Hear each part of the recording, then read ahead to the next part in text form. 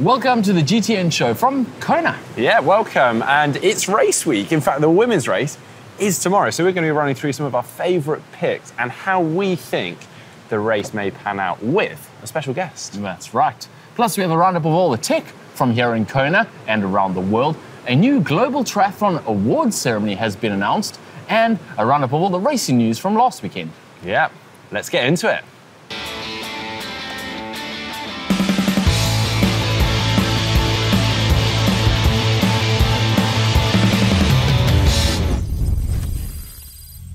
We're going to start the show, as we always do, with some of the stuff we've seen on the internet over the last few days, and it's Kona-centric, of course. Starting with this, Lindsay Corbin, this was actually a little while ago, announced that she is out of her swan song Ironman. She's obviously was hoping to do one last hurrah here in Kona, but unfortunately injury has ruled her out.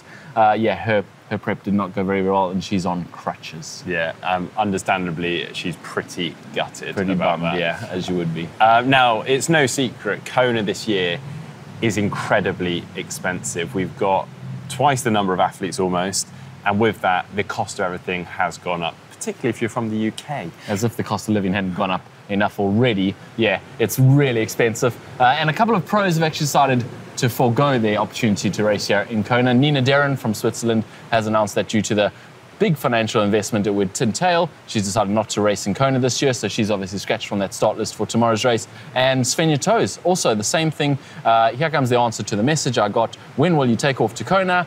No takeoff for me this year. After some serious talks, we decided it's just not possible for me to go. The costs are way higher than I could ever afford.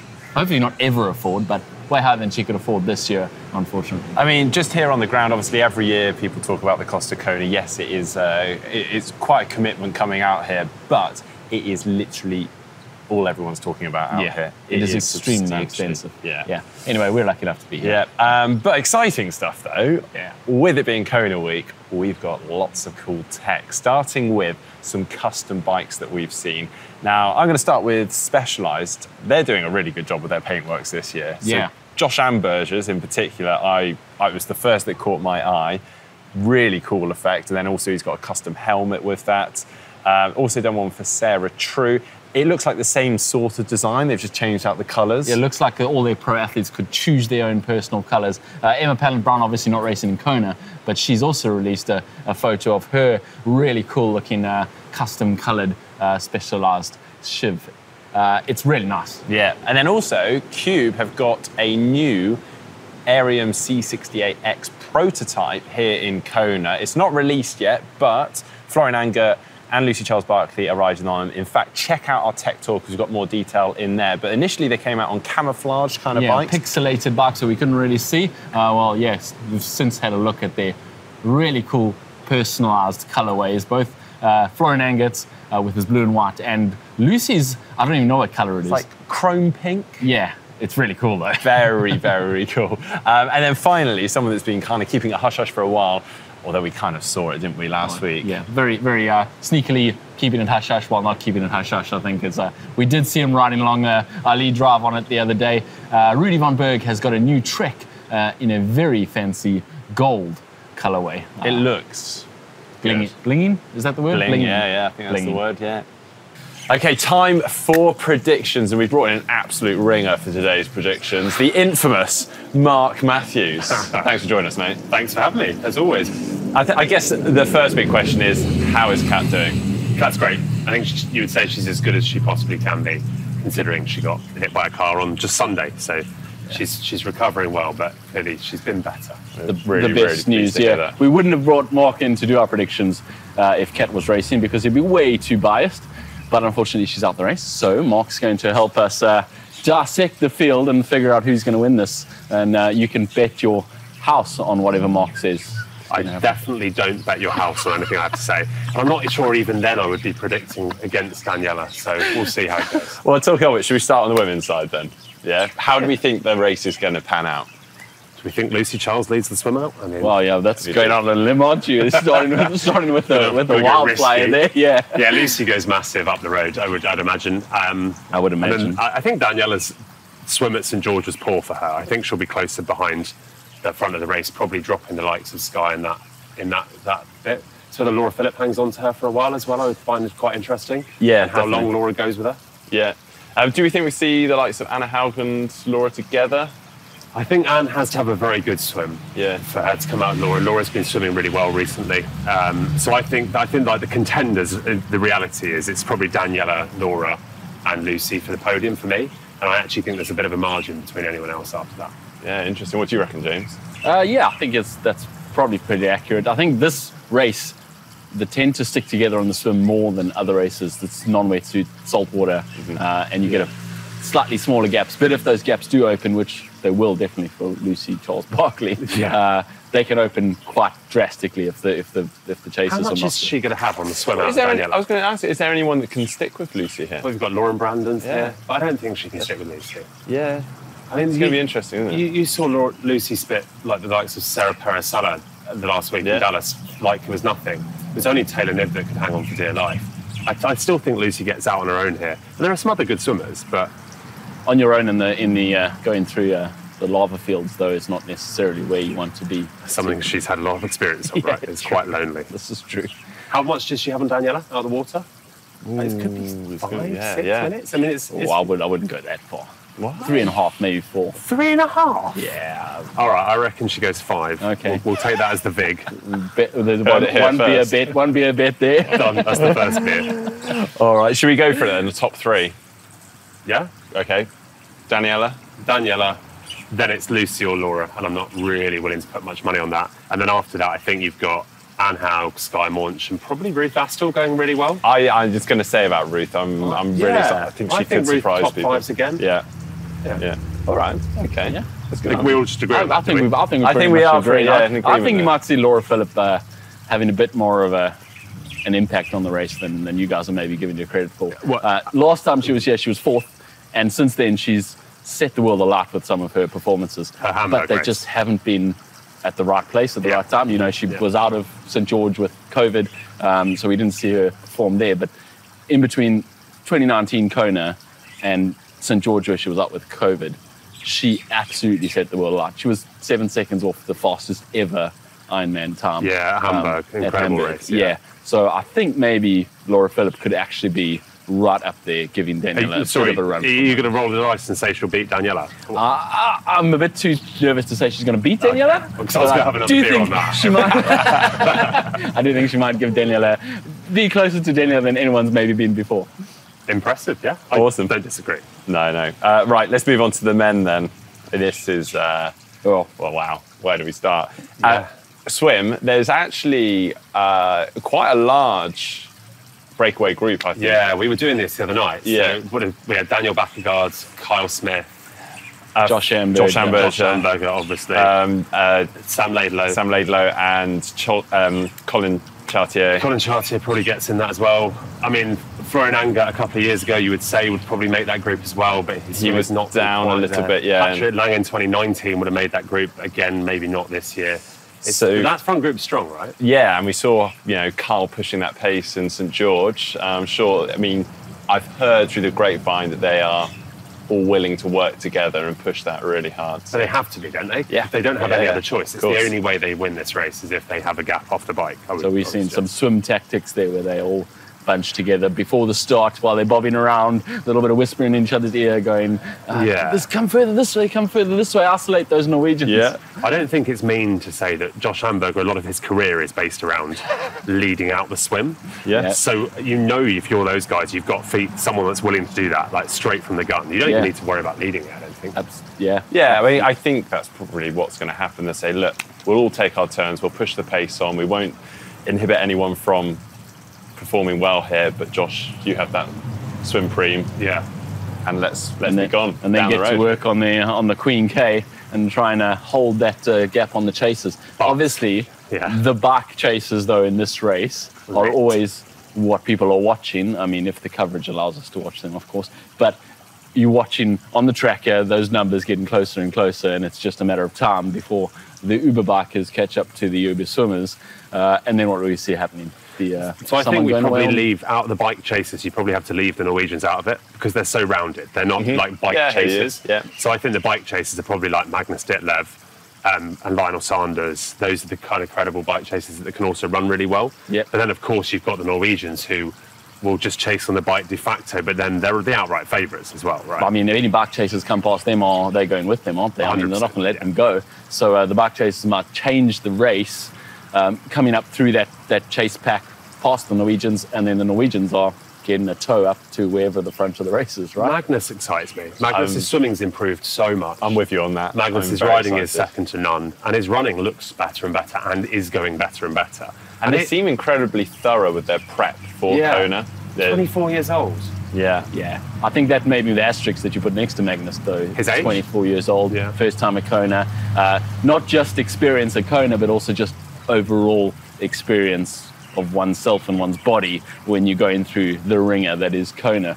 I mean, we said it in our preview show, the asterisk has to be next to almost all these guys because we haven't had Kona for 3 years, and putting in Kona Novice as your favorite is not a good idea historically. I've got Kona Novices for my entire podium. Exactly, that's what I was going to say. Yeah. But this year, we've pretty much got Kona Novices going all the way down through our favorites. There's very few that aren't Kona Novices. Yeah. One person who isn't a Kona Novice, who I'm going to put maybe right at the top of my favorites list, is Patrick Lange.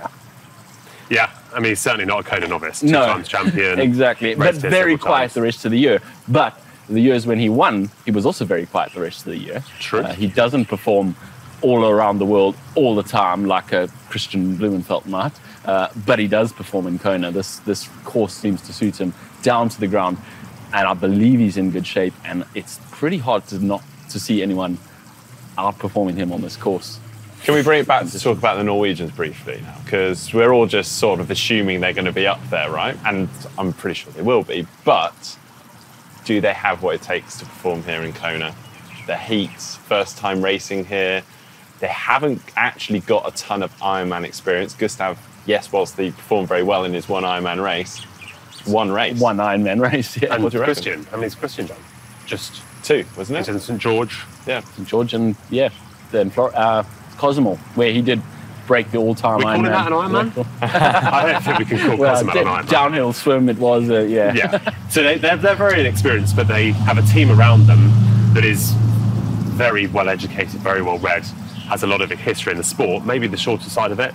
But I think the myth behind this, you have to have raced here lots of times, is slightly gone. So I think information sharing has become so much better in the world. It used to be like you had to learn the methods off lots of people. Now you can just tap into endless social media, papers, shared training data. So I'm still having them. I don't know how much you can learn about the Energy Lab from a Twitter handle or a shared paper online. The man who's lived it. This is a man who's lived it, We're about to find out though, right? I think we are, yeah. I think that's what makes this race so interesting, because you haven't raced here for 3 years. There's been some seismic shifts in the world of triathlon, haven't there, with the PTO. There's a whole new generation almost that's come through just in the last 3 years. I mean, we were talking about it again on our preview show. The last podium at Kona is pretty much all written off. It's Jan Frodeno, it's Tim O'Donnell, it's Sebastian Kienle, and none of them are really relevant at all in this race. I mean, Jan Frodeno's out, Sebastian Kienle's on his retirement tour, and Tim O'Donnell had a heart attack since then. He is here racing, but I don't think he's anyone's favourite. And in 2019 Kona, Kat had never done an Ironman. That's how long ago it is. You've got all these names through the sport that never even done an Ironman. You've got a whole generation shift without actually having a Kona in between there. So it's really hard to predict, which is why we'll mark here, because then we can hang it all on him when we get it right. Yeah, so then top 3. Yeah, I mean, Norwegians 1, 2. Don't know which order. I'm just going to go with it. Like, don't go against the odds and form, just away. And I'm going to go Ditlev in 3rd. But I think you're right. I think he's going with his heart here more than he's going with his brain. Highest Ironman point score for the PTO of all time. Ironman world champion and multiple 70.3 world champion, ranked number 1. And that's going with your heart. Well, so Ditlev's going with your heart. I'm going with, and I'm not actually going to say a name because I feel like one of the Norwegians is going to do very well, but I don't know which one. One will have a match. Yeah, I do, honestly. I know that's really bad. So one's going to win. Okay, right. Magnus Ditlev 2nd, Patrick Lange 3rd. So if Patrick gets off the bike with the lead group, or very close to it, he could still win this, right? But that's a big ask with this field, I reckon. I'm going with Patrick for the win. Yeah, nice. I'm going with Patrick for the win. I'm Christian. hanging on for second after a little falter in the energy lab where he questions all his decisions of his whole life, like most of us do in the energy lab. And third place, my heart would love to say Magnus Ditlev hangs on there after an Uber bike that impresses us all. But I think the reality is that's not going to happen. I think third place is going to go to one of the other surprises, like a David McNamee, who we just haven't mentioned at all. But Or Braden Curry. Braden Curry, yeah. Exactly, one of those. Daniel Backegard, we've sort of written him off. Yeah. Well, we haven't written him off, we just haven't mentioned him. There are 55 guys here, and to be honest, 30 of them could be on the podium. And this is when we say it's a little bit unknown. We don't know what we're... It's really hard to do a prediction show, isn't it? Yeah, and there's been a lot of hype around Colin Chartier. But is that just too new? That's just because he got one good win. As we were saying, the PTO races, whilst it's long distance, it is not an Ironman and it's not in Kona. Everyone. He won Mont Tremblant. True. He won Mont Tremblant against almost no field, though. Very, very shallow field. And he did do well in the PTO Dallas, and it was hot. But like Mark says, it's 100 Ks. It's not even half an Ironman, never mind a full Ironman. Yeah. I don't think you can put too much on that form. But he's a smaller guy and a good runner, and Patrick Lang is a smaller guy and a good runner. He's had success here. So maybe he is a dark horse. We're pretty close in our predictions across both men and women's, though. You're slightly different on the men's, but otherwise we're all pretty much the same. We're all in this, Well, it's been great fun. Thanks ever so much for that. And hope you guys enjoy. Throw your predictions in the comment section down below. All right. Back to our bench, away from the actually burning hot pool. That was hot. Yeah, it's not that this bench is particularly cool, to be fair. But thanks ever so much to Mark for that. No doubt our predictions will be all over the place and absolutely I'm sure wrong. some of them will be horribly wrong, but hey, we tried. Right, in with the Tri news now, though. And big news, actually. We've got a first for the sport, a Global Tri Awards that's going to be taking place in January of 2023 in Nice, France. Yeah, this is exciting news, supported by all the major players in World Triathlon, including World Triathlon and Xterra, Super League, and the PTO are all on board as this being their Global Triathlon Awards. Nominations are open on the website globaltriawards.com from October, and you can, I think, nominate. We're not sure what the categories are yet, but those awards happening in January in 2023 in Nice, and maybe we can crack the nut and go there, Mark. Oh, that would be good. It's exciting because until now we've had awards in Germany, the separate entities, but great to bring it all together. Yeah, triathlon hasn't really had a global awards ceremony. I can't believe we haven't had it seen it. Yeah. All right. Exciting. Also, big news over at Slow Twitch. Now, Slow Twitch has been run by Dan Entfield for 24 years. He founded it, he's been running it. Well, he sold it. Yeah, he sold it to some new owners. He hasn't let slip who the new owners are, and apparently he will be staying on as publisher and running the show still, and no changes will be forthcoming immediately, although I find that hard to believe. But he has stepped back from actually owning it, sold it to someone else, and we'll see what changes there are on that platform. It is one of triathlon's biggest platforms, both as a news platform and also obviously a forum. Yeah. Also, we've got a potentially new 3 Peaks Guinness World Record. They've really stepped up from our 3 Peaks. This is the national or the UK 3 Peaks. So more or less from one end of the UK to the other. They've not only run or walked up the 3 largest peaks in the UK, they've also cycled between them and also swum in the largest lakes in England, Wales, and Scotland. And they've done it in 10 days. Now, this is Meg Pragnell. She's a junior doctor, and she decided to do this challenge to raise money for the Alzheimer's Society and St Michael's Hospice in Hampshire, who cared for her grandfather. So far, she's raised over £5,000, but let's continue to help her. It's an amazing attempt. She's done it, well, as I say, in 10 days. Really impressive challenge, impressive attempt. So, yeah. Is this on our bucket list now, Mark? Oh, gosh. Oh, dear. No, okay. Please do get involved. We'll pop the link in the description down below. Yeah, moving on with some sad news. This is Jessica Bibza, who in Tampa, Florida, on her last training ride before she came out here to Kona to race the Ironman World Champs, was hit by a car and killed. So our condolences go out to her family. This is obviously tragic news. She had competed multiple times in Kona, and as I say, it was literally her last ride before she packed up a bike to come here to race. A GoFundMe page set up to raise funeral expenses met their goal and less than 48 hours. I think that is still active, so if you do want to support the family, I think you can still go on there, on that link. But yeah, condolences to her family, and we wish them all the best. Now for What the Tech. As we mentioned already, we've got a couple of tech tours from Kona here, where a lot of the brands are launching products. They put a lot of marketing spend into this event, so we've got a lot of exciting tech in there. So make sure you check them out. But here's a few of our favorite picks.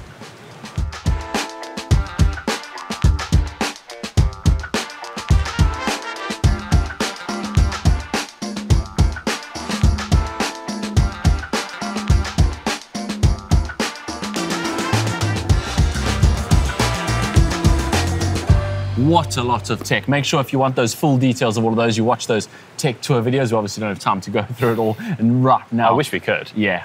One more thing, the Zwift Hub, which we featured a few weeks ago, Zwift's own indoor trainer, direct drive indoor trainer, is now available to purchase. As of October 3rd, a couple days ago, you can purchase the Zwift Hub for $499.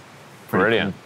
Yeah. Also, some very exciting news from On. They say that they are one step closer to being fossil fuel-free and circular. So by that, they're going to use carbon emissions as a raw material in its foam. And it's a really interesting process. They're bringing together a number of different parties. So let me run you through this. So LanzaTech uses a bespoke recipe of bacteria to ferment and convert harmful carbon monoxide into ethanol. Then Technip Energies converts that into ethylene. Borealis then polymerizes it into plastic pellets of EVA, and then from there, On partners with Novaloop that turn this thermoplastic or the TPU byproduct into its Clean Cloud outsole. Wow, that's amazing. Yeah. Well, this Clean Cloud tech isn't available to the public yet, but On promises that it will be out, something they bring across their whole range in the future. They're hoping that their entire range will be a carbon neutral shoe range. Yeah. And moving on, Dutch brand Swimbikerun will sell you a pair of cycling socks that they claim are the fastest on the planet, but they will cost you €1,000. Yeah, the fastest sock on the planet, which is actually the model name for the sock. Genius. Yeah, genius. Can be custom made for each cyclist. And they, as Mark says, the custom made socks cost €1,000, but apparently they can save you 4.2 watts at 40 kilometers an hour, which is a saving of up to 9 seconds on a 10-mile TT. You would definitely be annoyed if you accidentally put those in the wash with your red t-shirt. Yeah, you really would. But fear not, they do also do some cheaper socks. Obviously, these are custom to a rider, but you can get an off-the-shelf model, non-custom, for around €44.95. So I assume they comply to the UCI's sock length rules. Well, you'd imagine, wouldn't you? I hope so, yeah. And final tech, we have a new Wahoo roam. Personally, I'm a big fan of the roam. I love using it for adventures when I'm just going off and essentially trying to get lost without getting lost. Yeah, it has great mapping features and navigation. Plus, it's a huge battery life, 32 gigabytes of storage. And one of the big upgrades is enhanced GPS accuracy, so you're less likely to get lost, Mark. Yeah. I mean, there's a ton of new features on this roam. It's a pretty cool device. Talking of Wahoo, we have some winners, or a winner, for the Kickr trainer from our show a few weeks ago. Yeah, exactly. Cool prize. The winner is Maciek Bizlej. Congratulations, Maciek. And that Kickr is going to be on its way to you soon.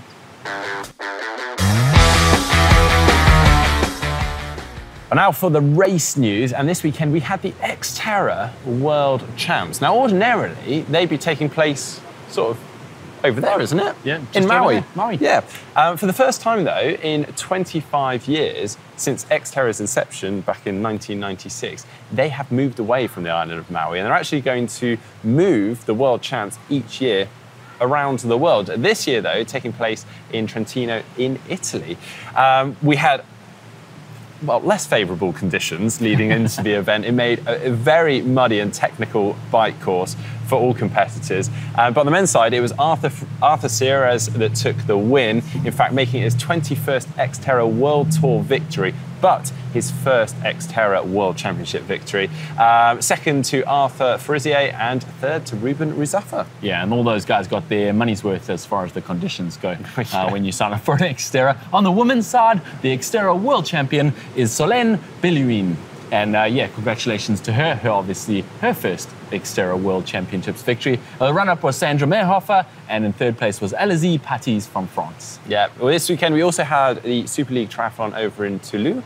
This is the penultimate event before their final, and this was the triple mix format. So essentially, between each event, they mix up the format. Yeah, so change the order of the triathlon. So they had a swim, bike, run, bike, swim, bike, swim, run for the final leg. And obviously that final leg, they start in pursuit style. So however much time you lost on the first two, you start behind the leader of the last one.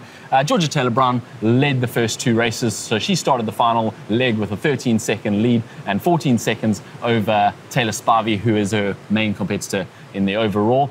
She did take the win in that final leg to take the win this time and also to tie up the points. They have exactly the same points. Taylor Spivey and Georgia Taylor-Brown going into that final at the end of October in Neom in Saudi Arabia. Yeah, over in the men's race, it was Hayden Wild that took the win ahead of Dorian Connaughton in second and Kenji Nena in third. That means that Hayden Wild is just running away with it in the overall standings with 58 points. Matthew Halser in second with 41 and Taylor Reid in third with 38 points. Yeah. Now it's time to look at some of the stuff you guys have sent in. And remember, you can upload your own photos, videos, any media about your triathlon using the uploader on the screen right now. We'd love to see what you've been up to recently. So starting with this, and it's David from Kona.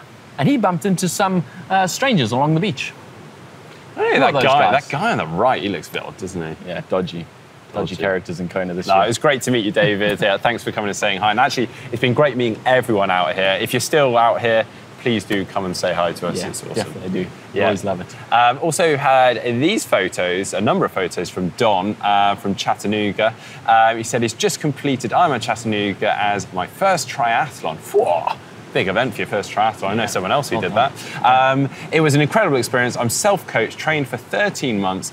Thank you for all your amazing videos you put out. They've helped them tremendously. So well done. Yeah. Awesome job. Yeah, it looks like you're having a great time as well. Awesome. Next we have this one from Saba in Weymouth. And he did Ironman Weymouth 70.3 in 5 hours and 54 minutes and 40 seconds. The amazing crowd made a huge positive boost. Thanks to everyone for cheering. And here are some of the best signs I saw. He said he's given us, we had last week we had a caption competition. We'll get into it in a minute. But he saw some of the best slogans from the supporters. Said, tap here to power up. How is your midlife crisis going? That's a good one. Never trust a fart. Also good advice when you're on the run. Is that a gel in your pocket or are you just pleased to see me? That's a good sign. And swim, tick, bike, tick, run. Not yet, tick.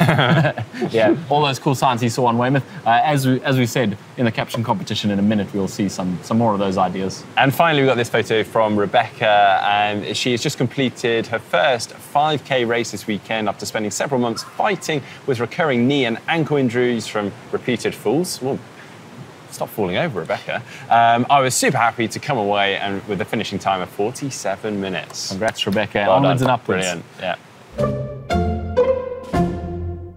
Now it's time for the caption competition. And as we just said last week, we had a cheeky boys who had a sign of everything you shouldn't say to your athletes while you're running down. And they had some like, boo, and do you need an Uber yet? And you should give up. So we asked what you would put on that sign. And we got some pretty cool replies. Nola Diores said, if you can read this, you are too slow. Matt Sherrill, you could be sleeping now. Yeah, true. Ali Herbert said, you think this sign is bad, you should see yourself right now. Homer J. Simpson, Lionel Sanders to his nephews, and remember to show it especially to the Norwegians. Oh, yeah. I guess, yeah, makes, yeah. Sven Ultimat said, giving up is an option, or if it were any harder, it would be called soccer. That would get me. Yeah. That would get me. Tony Thomas, hey, move over so that snail can pass you. Oh, yeah. Uh-huh. Which we should try that one on race day. Yeah, maybe we should. We just print all of these, I think, for Kona tomorrow. Hurricane says, which idea was worse? this race or this sign? Frederick Diebel, it's going to get worse from here. Oh, ouch. But our winner this week, Riley Larimore, who says, remember, you paid to do this. I think I've seen that one before. It's a good one. I like that one. Well, you're the winner. Get in touch and we'll ping a GTN goodie out to you soon.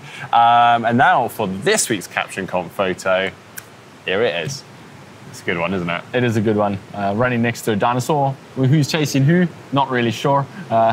Leave your captions in the comments down below. We're sure you can come up with some good ones for that photo. Yeah, but that is it for the show this week. We have obviously got some very exciting stuff going up on the channel. We firstly got the Ironman World Championships. Yeah, we're giving you a rundown of everything that happens tomorrow. Yeah, but before that, we've also got a really interesting interview with Magnus Ditlev, who is, well, I want to say a favourite, maybe a wild horse. He is a wild horse. A wild horse? Whoa. I mean, maybe a dark horse. Or, maybe he's a wild and a dark horse. Anyway, he's a favourite for Kona this year. And at the only 24 years old, he's a pretty exciting prospect. And yeah, he's a wild horse. I hope you've enjoyed today's show. If so, please do get a thumbs up, give it a like. Don't forget to subscribe. Don't also forget to check out the GTN shop for these cool tees.